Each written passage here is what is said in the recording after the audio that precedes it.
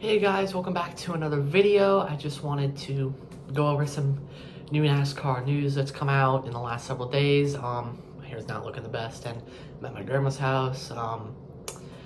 So what's really the biggest news is there's stuff like Corey LaJoie is mad about not returning to Spire next year. And then I just found this out today.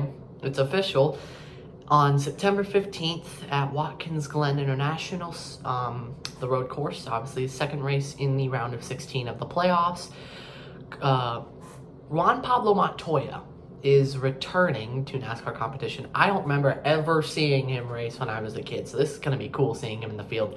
The only race I really fully remember seeing him in was the 2021 Indy 500, but this is cool to see him in NASCAR because the last full-time season he was in 2013, and I was 2 years old, and that was the first race I watched. So it's really exciting to see that we get to see Juan Montoya back in the 50 car. I think they said that's the final race the 50 car will race this season. Fuck me. Also, there's other news that we gotta go over, like my power rankings after Indy. I never got to do those. Kyle Larson. I'm just gonna do the top three this time. Kyle Larson at 1, obviously after his win at Indy. Tyler Reddick at 2. He's been really lighting up these last few weeks. And then I'm going Chase Elliott at 3. I'm not trying to be biased, even though I am wearing the Chase Elliott shirt. I'm not trying to be biased because he should have competed for the win at Indianapolis, but obviously that bogus pit road penalty screwed him over, so he didn't get to.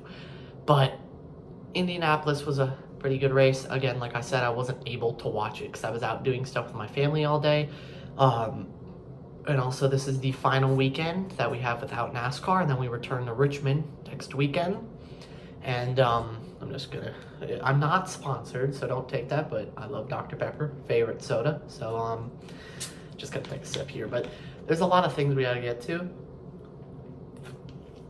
And one of those major things is that Corey LaJoie on Stacking Pennies said that if this season was his final season, because obviously there's no Xfinity rides, really any truck rides, and obviously no Cup rides that Corey LaJoie could race for.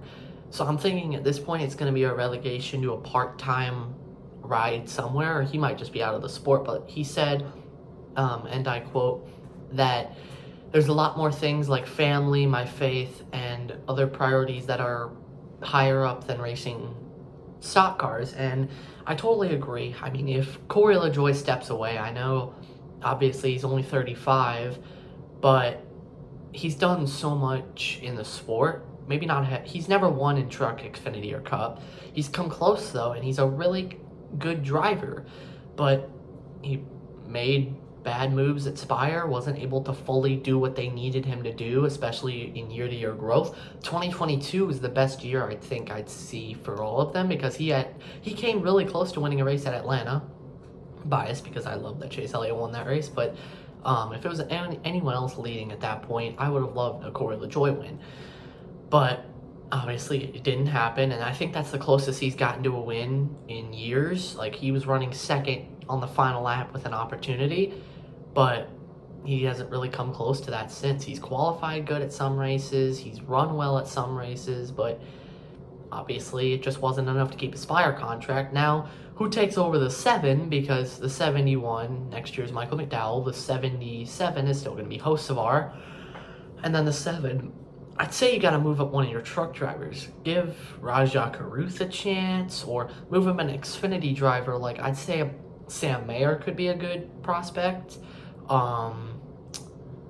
There's a lot of drivers that could, if they really wanted to, move up into that Spire ride, but I'd say there's a few options, and I'd say Sam Mayer is your best bet at this point if you are Spire, because I think Rajah Caruth still needs to develop in the truck series, maybe one more year, or go 1 year in Xfinity. So I'd say Mayer has 6 career Xfinity wins, but I think he's only 20. Yeah, he's only 21 years old. He's very young, and he does get a little over his head and make mistakes. But I'd say they took a chance on a young Carson Hocevar, and it's worked out this season. So they could try to make another huge leap and take Sam Mayer in, because he's been saying how he deserves a cup ride, and I almost kind of agree. I mean, I'm a Sam Mayer supporter. He has a lot of talent. So we'll see what happens. But as long as someone drives that car next year that can consistently run up front, that'll be really the main deal that Spire wants. And I think by next year, they can attempt to go for victories. I think Hocevar has run super well. He's gotten a few top 10s. Michael McDowell's a really good driver, really good on road courses, really good on super speedways. And he's run okay on the short tracks this year. So I'd say McDowell could be a threat to win next season for Spire Motorsports and get them their 2nd win. And then Zane Smith, I think will still... no, not Zane Smith. What's his name? Carson Hocevar, like I said, he's continuing to grow and develop as a race car driver, and I'd say he can contend for top 5s, even wins next year. Michael McDowell, like I said, I think he can do it. And whoever gets the 7, whether it be another deal with Zane Smith or Sam Mayer or Rajah Caruth or any of these other Chevy pipeline guys, or you could steal someone from Toyota or Ford, I don't know. But either way, I think someone will drive that 7 car who can try to put them in contention for a few victories next season.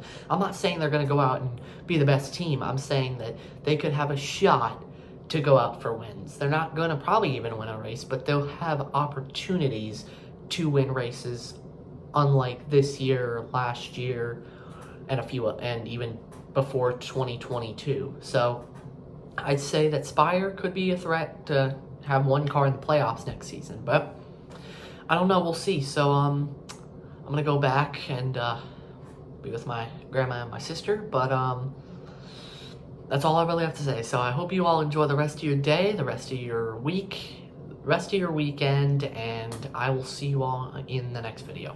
Peace.